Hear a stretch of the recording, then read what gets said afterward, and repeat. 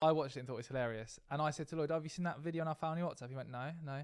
And then for the next 40 minutes, Lloyd was almost crying, giggling to himself like a little schoolgirl. I can't get over it. Like literally at his desk, not doing any work, just in tears at this viral clip. And the viral clip, which I'm sure you've all seen, is where we're just a couple of business anchors. Welcome to the Business Anchors podcast. This jingle is slightly too long. This jingle is slightly too long. What practical marketing ideas can we share with the anchors, Dan? Can I share some data with you that proves that I know that the anchors are going to like what I'm about to share? I'd like to start with some proof. That sounds like the best way to start. Yeah, so I want to know that we should be listening to this whole episode. Exactly. Okay. And the way that I know the anchors are going to love the things we're about to talk about is because we've already tested these topics and what we're about to say on LinkedIn. Ooh. And they've worked incredibly well. I just want to share some data with you. So since January 1st, we've done 5 posts that have performed incredibly well around the topics we're about to talk about, and they've generated 649,551 impressions, 6,041 reactions, 948 comments, and 190 reposts. And these are on topics that the specific marketing ideas that we're going to reveal with the anchors now. So I know you're going to enjoy this. Yeah, the most interesting podcast hosts and people in general are people that have done tests on LinkedIn. Exactly. That's us. That's a cool guy. Exactly. If someone's doing tests on LinkedIn and has proof for you on a first date and says, I can prove something to you because I've done some tests on LinkedIn, you know they're a keeper. Lloyd, I'm not trying to attract dates here. We're trying to inform the anchors. Good. I'm glad. Threw my notes on the floor.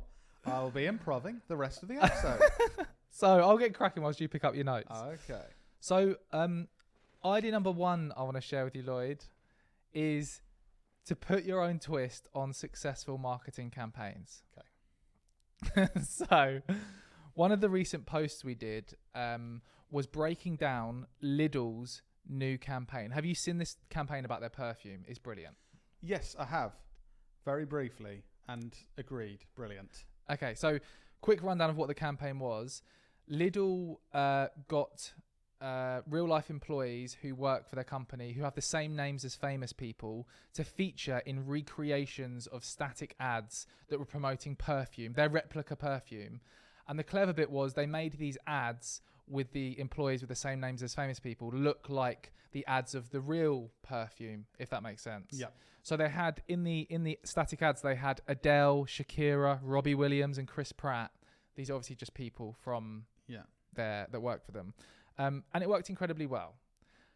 But the thing I want to talk about is the response in the comments to this post, which ties in with the idea about putting your own twist on successful marketing campaigns. Was it overwhelmingly positive or negative, the response to the campaign? It was positive, but lots of people on LinkedIn had something to say about this copying another campaign. Oh, okay. Which is what I'm going to get into. Okay. So a lot of the people commenting on this were basically saying that Surreal recently did a campaign where they did something similar. Yeah. They did. We've spoken about that before, haven't we? Yeah. This out-of-home campaign where they got that people with famous names, not their employees, but like Serena Williams says that Surreal is the best tasting cereal ever. Yeah. And it was a random woman called Serena Williams. Yeah. And lots of people in the comments were saying, they just copied Surreal. And it got me thinking about whether any idea or marketing campaign is original or whether it's been inspired from somewhere else. And I did a bit of diving into this. And this concept isn't new. For years, brands have been doing this exact idea. So a while ago, Burger King did a similar thing. So in 2022, Burger King did a very similar campaign where they had names of famous people saying stuff about their burgers. Yeah. In a few years before that, a big mobile phone brand in New Zealand did exactly the same campaign. So like people are saying you shouldn't copy Surreal with this campaign, Lidl, but like Surreal have got it probably from somewhere else. It's not their original idea. I think this is an interesting topic, and especially for marketers. And I do think there's 2 things that you're trying to achieve. Either you want to get the results for whatever you're working on, whether that's more sales, more brand awareness for the brand that you're working with in marketing, or you want to impress other marketers, or maybe you want to kind of do both of those. But I think those people that are saying, oh, they've just copied another person, really, like, I would be thinking, I don't really care what you think about this. Like, as in, if piece of shit. No, if this has been a successful campaign, if I was the marketer or one of the people that worked on this campaign, I wouldn't care that, like, John on LinkedIn has said, oh, you're copying surreal. I'd be like, we've done 3 million in sales on this in the last 2 days, and that's a huge success. So I come from the thinking that I don't care that people say, oh, you're copying them. Like, we had something, what did we do? Something in Ibiza, and another agency came up to us. I think we'd spoken about a campaign we'd run, and we said we were inspired by this content. Yeah, I know exactly. Jack Joseph on LinkedIn. Yeah. And we said we created something in a similar style to Jack Joseph, this creator on TikTok. We find him hilarious, so we consume his content, and we thought, let's use that style of content, but on LinkedIn. GCSE drama class parody was what it was. To actually promote our own business, Knowlton, in marketing. And someone came up to us at that event, someone who runs a video production company, I think, and said, how do you feel like about just copying that idea then? Like, did you ask permission or... And I found it, my initial response, I didn't say this, but I thought it was quite a weird question. That was my initial thought. Well, no, of course we didn't ask permission to do a similar type of content, because in my mind, creativity and creating anything is taking the best of other things and being inspired by things, totally agree. and then merging them together to get the best result you can. And like you said, I don't think there's ever anything truly original, personally. But to him, he was kind of thinking... I think the question came from... He was very nice about it, but was thinking, of course you can't do that. That's without asking permission. But my answer with that, I kind of said, I don't think that TikTok content creator gives a shit at all about promoting our marketing agency. I don't think he'll ever see it. I don't think he'll ever be affected in any way by it. And really, we talk... Like, you have spoken on stages around the world. just Spain and UK in the last year. And saying, oh, we got this idea from Jack Joseph. We promote him saying how great he is. But and this is it on that Jack Joseph video. Someone shared with me something called Legs Akimbo, it was like this in-person show these comedians were doing, like in the olden days.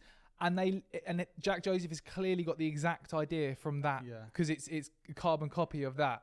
So, like, I'm a massive believer in that there's no original ideas. Everything has come from some kind of inspiration from somewhere. With the logic of, should you have created that content similar to Jack Joseph's TikTok content? You can use the same logic. Should Jack Joseph create that's come from... Nothing will be created. Legs Akimbo. Yeah. Yeah, I really don't... I think it's just marketers being... Yeah. We're all being dicks like that and trying to impress each other rather than actually doing what you need to do. And this is the idea for Anchors. The practical takeaway here is about putting your own twist on something that's already working. I honestly, correct me if I'm wrong, Lloyd, I think all of our marketing ideas and campaigns that we do for ourselves and our customers are inspired by other things we've seen. Yeah, 100%. I don't think anything we've done is completely original. It's not always advertising, but we might have been inspired by a sitcom we watch, or like a scene in it or something. Or there's a particular gag you might have heard and you kind of then use that in different contexts and change it for whatever you're promoting. And you think, oh, yeah, that's similar to the gag in my favourite film that I watched. I had a call with a guy yesterday who was like, you know that interview style video you did? Is that from Auntie Donna? The program that we got inspired by for that. So, like, it's I just think everyone should be getting inspiration from other places and adding their own twist. I think the line is kind of drawn if you just do... I don't know, what do you think about if you do exactly the same thing with no spin I don't on think it? You should just copy people, not necessarily because people think anything about it, like people will think bad things, but more that just you probably won't do the best job if you just copy someone else, especially if you're a big brand. It's probably going to have a more negative effect. Say you were IKEA now and you just completely copied no, sorry, not IKEA, that won't make sense. If you were Asda and you completely copied that Lidl campaign, you'd probably get more of a negative impact than a positive if you just copied it completely. If you kind of parody it or take the mickey out of it, it could be very good. But so it probably doesn't make sense to directly copy, but be inspired by things and use things as inspiration. Take the best bits and change up the bits that you don't like about it. 100%. That's how we've grown. A lot of our ideas are cool things we've seen out in the world and converting it to B2B, because no one in B2B is doing anything that creative. Not that's a big statement, but like not many people are doing things. That's why we're inspired by successful TikTok content creators. I'm sorry to say this, any LinkedIn fans, but LinkedIn is usually very behind in trends and types of content that the rest of the internet like. So everyone on LinkedIn's a loser. Oh yes, Dan's a linked influencer, so he's talking about himself. We were talking about surreal there because we were saying that Lidl kind of copied surreal. The next idea I want to share is actually focused on a bit of a surreal campaign, and it's focused around, the idea is to create relatable, timely content about what everyone is thinking and talking about right now. And the idea comes from a recent campaign we saw Surreal doing, where in January they released this kind of. I want to question whether it's real or not. I think I saw a post over there about fake out of home campaigns. You know, people there's lots of these viral campaigns where it looks like they've got massive billboards out in the real world, but a lot of them aren't actually real. I don't think this was a real out of home campaign. They just did it, designed it in Photoshop. But they basically in January did a big billboard with terrible graphic design using like Comic Sans, word art and stuff, saying how it's January and they couldn't be bothered with their marketing, so they just flung this together, and it had spelling mistakes and it was very witty and clever. And the reason I think it worked so well was because, one, it was very timely. Everyone at the start of January was thinking what they were communicating. It's the start of January, I can't be asked. They delivered that in a creative campaign. And it was just really relatable. I think that being relatable, it's such a simple thing to think about, but I think most of the marketing world and us and people in business completely miss it all the time. We all naturally go to, what do we want to tell the world about our business and about our products and services, even when people go, oh no, of course we're not going to just talk about ourselves, but then you look at their ideas and you think, well, 90% is just you talk. And by the way, I'm talking about myself as well. The natural thing is to go, oh, we want to sell this thing, what's good about it, how do we communicate that? And the reason why the relatable stuff works so well is because it finally makes you think, what do people actually give a shit about right now? And let's put something out in the world that people can relate to. If you look at, literally do this, because I think this will reinforce this point. If you look at anything you've ever shared on social media with the outside world to help share someone else's content and shared it on like your Facebook or Instagram or whatever, or reposted on TikTok, it's never like a brand just talking about themselves. Look at our cool product. Unless it's part of entering a competition where you have to share the post.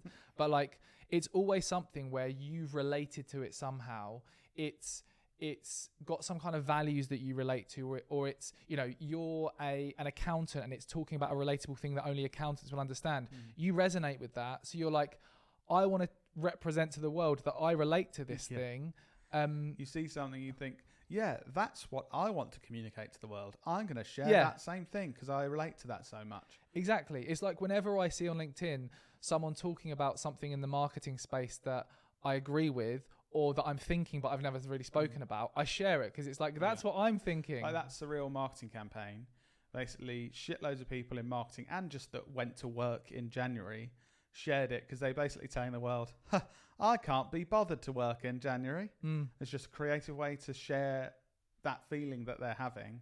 So they share that post. And the clever thing is, they're subtly promoting Surreal by doing that.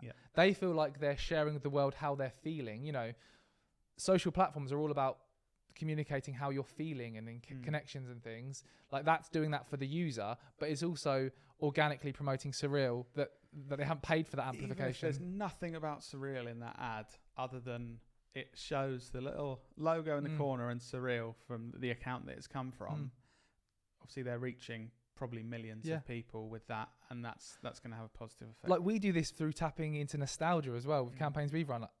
Go back to the Sunny D example of the campaign we did to relaunch Sunny D last year.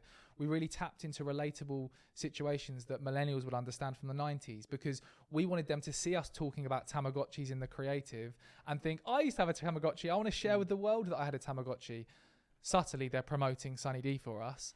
But it's that thing of relating to it, which is such a key Something part. to learn from this as well that people don't often think about. If you're posting this relatable content that gets far more engagement than your normal stuff where you're talking about your business mainly, that's going to help with the algorithm with your future posts. So if you are posting a lot of relatable stuff that gets a lot of engagement and therefore reaches more people, even those posts that aren't as relatable are going to be seen by more people, because LinkedIn's thinking, oh, they put good stuff out there people want to share, so let's show this to more people than I would posting from another account.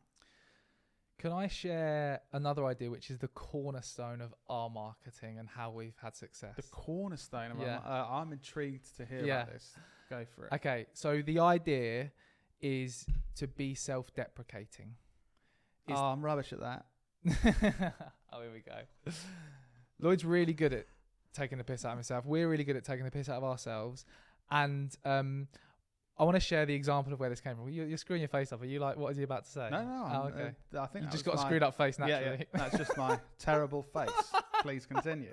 So, that's an example of being self-deprecating. Yeah, there you go. I want to give an example of us just as part of this. So we recently created these images that we posted across social where we did a photo shoot, and the concept was talking about cliche millennial founders or cliche marketing agency founders, and basically taking the piss out of us of like things that is cliche around that. And we created these high quality photos in our studio, and then we had text with arrows pointing at us with things that were basically taking the piss out of us and mocking us. So it was like an image of us and taking the piss out of us as founders. So there'd be a caption. An example of a caption was, "Did I tell you about my ice bath?" Oh, there's one. And another one was, "How did I start my business? Blood, sweat, and daddy's 50k investment." So things like that, taking the mickey out of ourselves and other founders. Lloyd, quick side note just for you anchors. Lloyd was concerned that people might actually think that daddy gave us 50k to start our business with that thing, which he didn't, but some people believed it. I got a comment on that post from a guy like, "Well done for being honest about that." I just cringed a bit because now people are going to think that that's true. Yeah. No 50k investment in this business. Yeah. But I think it works to be self-deprecating because people love to see a brand poking fun at themselves. Yeah. Like most brands try and do the opposite and try and put themselves on this pedestal and make themselves look brilliant, and they've got no faults, they're excellent, they're this, they're that, don't ever make mistakes. Whereas we do it with this podcast. Like we actively talk about the mistakes we've made. We're real human beings. We're learning as we go.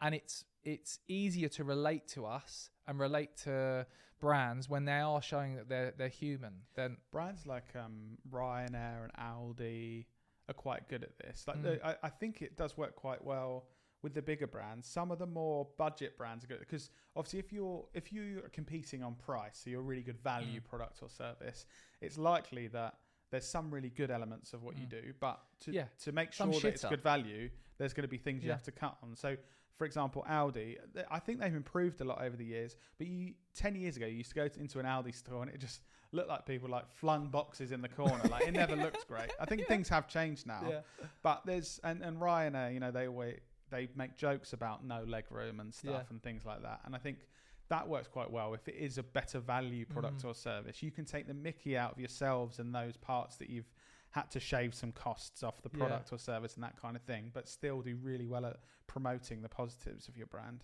EasyJet are really good at this. So I was listening to or watching a little Rory Sutherland clip on TikTok, and he always has such brilliant ideas and examples. And he gave an example of EasyJet because they were so cheap, like getting flights like £10, £15. It actually became a bit of a negative thing because people thought it was too good to be true. So you'd see EasyJet fly to France for £15. Although it was a completely legitimate flight, you wouldn't buy that flight because you'd think something's not quite right here. Yeah. So what they did, which is super clever, they started being very overtly clear on, it's 15 quid for the flight, but you have to pay for extra baggage. If you're 5 minutes late or your luggage is overweight, you have to pay an extra 30 quid. So then people are like justifying, like, oh, it is 15 quid, but it's because if you don't have this or don't have that, they charge you more. So, oh, it must be legit. Like, it's really clever how Ryanair did the same thing as well. That can build trust as well. Because like, oh, you're being honest about the downside. You are talking about that as well as the positives. Yeah. Yeah. I like that. Really like that. But I'm not very good at it. You are good at it, Lloyd. Self-deprecating. There we go. Oh, ironic. I was being good at it whilst not being good at it. You were. Next idea for anchors I really want to share is about repackaging what you offer in creative ways. And this is a lesson from McDonald's. Okay. So repackage what you offer in creative. It's a kind of lesson or a masterclass in rebranding from McDonald's. Mm-hmm. So tell me if you resonate with this, right? First of all, Lloyd, have you ever been to McDonald's? A couple of times. So you have to have been to McDonald's to get this, but I think most human beings have. I've been a couple of times today. So I noticed a little while ago that McDonald's do something really clever. So, you know, I'm a sucker for their specials. You know, like they have the standard Big Mac, fish fillet. I can't quite remember the menu items. I don't frequent there. You know what I'm talking about. So then they have the specials, which are like the Angus steak, blah, blah, blah, blah, whatever it is. I always go for those. But I realised something, that a lot of the time, their specials are just they use exactly the same ingredients as their standard burgers, but they're rebranded differently. So do you remember I saw this and got really excited, double chicken Big Mac? Yeah. It's just 2 mayo chickens in the bun. Or it's just 2 McChicken sandwich chicken bits in one bun. Yeah. And it got me thinking, like, they're super clever because, especially during COVID, when they had huge uplift in demand, they struggled to keep up with the supply of all the ingredients. They basically repackaged and rebranded their current stock in different ways to appeal to different markets and sell more product. Yeah. And I thought, like, that is so clever. And it made me think of, again, thinking of like what we've done. We're constantly repackaging what we offer to potential customers. Mm-hmm. When we first started the business, what we offered was we will train you how to use social media to generate business. Right, that was using the skills we had, understanding social media, marketing, etc. That got repackaged into we will do it for you. It was the same skills repackaged, you know, and as the years have gone, we've completely repackaged what we've done to appeal to different audiences. So it got me thinking, like, anyone listening to this, you could repackage the exact set of skills you currently have to appeal to more people or a wider audience. I think there's 2 really big positives for this one. One is that if you can repackage what you do and what you offer to your customers, we spoke about it in previous episode, I think, but that allows you to test how different messaging works. So, if it's packaged up this way, our customers love it more than they did packaged this way. So that's a great opportunity to improve what you do. But I think the second thing is that people naturally love new things, like new, fresh things. That's so true. So it's like, you know, McDonald's menu. So I always go for the new, fresh thing. There's a new thing, and your brain immediately kind of goes, I'll try this. Yeah, that's a new thing. I'll try that. And it's the same, you know, with clothing. New trainers, and quite often they're very similar to the ones they sold last year, but they're new. And iPhones, that kind of thing, of it's a lot the same of them product, are basically the same, but it's like, oh no, this is a new one. This has slightly got different stuff, and we're going to package it up as something different. People do love that. This is new. This is fresh. That's a good point. I didn't think of the people just like new stuff in general, don't they? Yeah. Without anything changing, just that's the new one. It has got me thinking, like, what more we could do to repackage what we do in a better way. Well, welcome food to for thought. The new Business Anchors podcast. Another idea, and this, I must say, this is probably my favourite. So, quick backstory as to where this came from. The idea is to quickly react to viral moments. Okay, you'll see lots of brands doing this, quickly reacting to a viral moment. Yeah. So the other week, we got sent a video on our family WhatsApp, and I watched it and thought it was hilarious. And I said to Lloyd, have you seen that video on our family WhatsApp? He went, no. And then for the next 40 minutes, Lloyd was Oh, almost 40 crying, minutes. giggling to himself like a little schoolgirl. I can't get over it. Oh, like literally at his desk, not doing any work, just in tears at this viral clip. And the viral clip, which I'm sure you've all seen, is where two women are outside a house. One of them is trying to climb through the window to access a TV or something. Is that the backstory? I can't remember what. Access to. I thought someone said that. Maybe not. I don't know. Climb through the window, and the woman falls, and her top pulls up, and basically her breasts fall out. The breasts fall out. You sound like you've never seen a female before. and it's hilarious. Anyway, this clip was viral. The women were on like This Morning, like primetime television. It was brilliant. But this is what my favourite brand's reaction to this, and a really good lesson. So, heard of Home Bargains, Lloyd? Yes, I have. Been in Home Bargains? I actually think only once. I'll tell you what they're really good for. Ice poles. Mr. Freeze. Mr. I'm pretty sure you can get there. Yeah. One of our clients. Yeah. You can I go love Mr. Freeze ice balls because they're a low calorie snack because they're basically just ice. Yeah. And they're really cheap. Yeah. Yeah, they just bring back lovely memories of my childhood. Yeah. Thanks for listening to that ad. Yeah, I do like Mr. Freeze ice poles or freeze pops, whatever So- you call them. Anyway, Lloyd, stop doing an advert. Okay. So what Home Bargains did was really clever. They showed a screenshot of the woman half hanging down with bits hanging out. Breasts. Yeah, breasts hanging out. And the copy. So they had that picture, and then they had a picture of one of their products, which is like an outside locking system for where you can put your key. Yeah. And it basically said the copy was brilliant. The copy was when things go, and then symbols to show boobs up. So when things go tits up, and the product there with the outside locking thing, it was just brilliant. Yeah. And it was the reason it worked so well is because it was so quick and clever. Yeah. Like they reacted so quickly. The copywriting was genius. It was cheeky.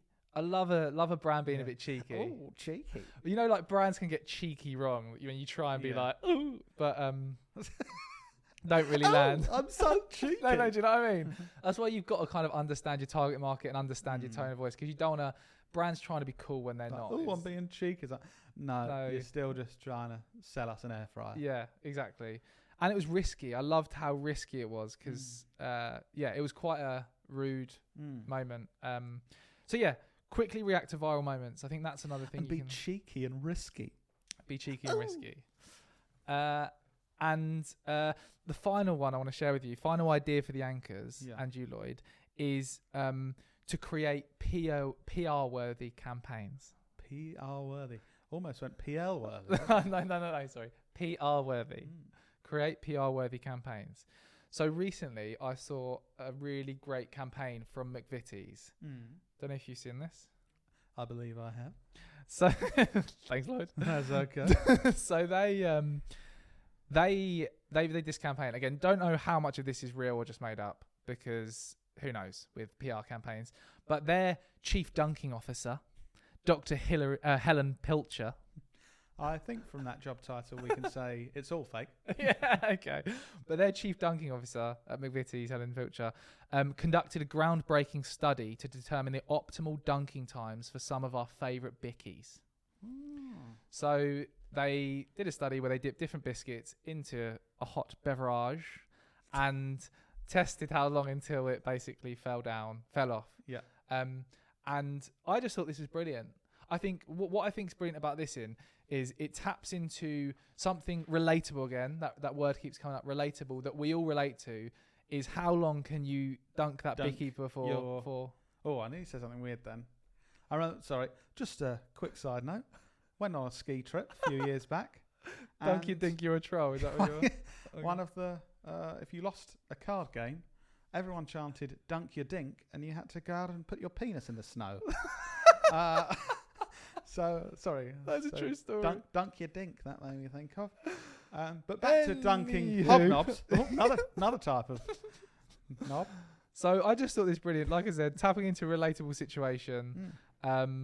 also the way that they actually shared the data of how long these biscuits last, it added that extra element of like, a hobnob lasted. Also, even if these are fake, 99% of people don't think that. They just think it's real and think, oh, brilliant. Because most people are idiots. Yeah, not like us. We know. No, but I think when you're in marketing, you realise more like, oh, of course, they've just faked this thing. But most people don't bother thinking that hard about it. They just see it and go, oh, that's really good. So, yeah, I hope that you found this interesting. There were some ideas that anchors can get inspiration from and try out. Yeah. Did you find that interesting? I did find that interesting. I think there's some really good points there. Really good things to make you think. I think we all constantly need like new ideas and how are we going to improve results next time for our business, and these kind of nuggets of the best things that other people are doing. It can be really helpful. I'm going to give a bit of a different call to action, Lloyd, if you don't mind. I want to ask the anchors, if you found these examples interesting, every week I share these on my LinkedIn, specific examples of campaigns that are doing really well. So if you aren't connected with me on LinkedIn, have a look at those and connect there. Okay. So that's the Dan Knowlton on LinkedIn. I'm afraid he can't accept connection requests. He's got too many connections, so you'll have to just follow him. And what else do we want you to do? Tell people. Dunk you dink, you're a troll, as Lloyd said. Yeah, I think other than that, we should probably end the podcast. Yeah, sorry, yeah. Yeah. We'll see you in your ears next week. Dunk you dink. You're a troll.